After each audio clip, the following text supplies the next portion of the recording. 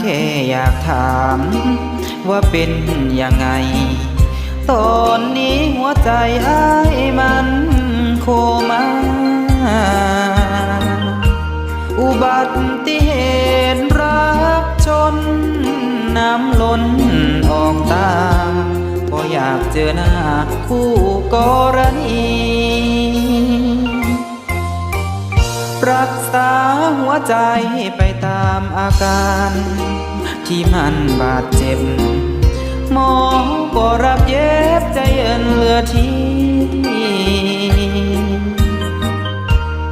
นอนหายใจรวยรินแทบสิ้นชีวิตขอวอนคนดีบ่ต้องมานึกภาพเขาเคียงคู่เธอยังเพ้อลำเค็นอย่ามาให้เห็นภาพจริงเลยนะอ้ายกลัวหัวใจหยุดเต้นถ้าเห็นเต็มตาขอวอนกันจบกันด้วยดีรักลมละลายร้องไห้กับแผลหัวใจบ่สร้าง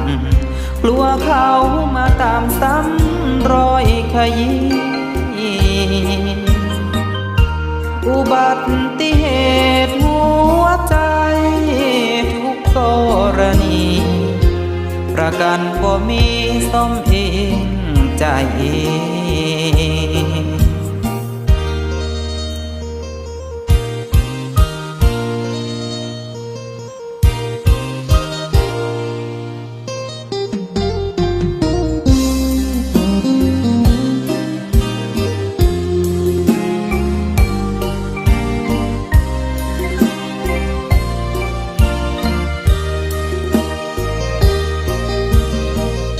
นึกภาพเขาเคียงคู่เธอยังเพ้อลำเค็นอย่ามาให้เห็นภาพจริงเลยนะ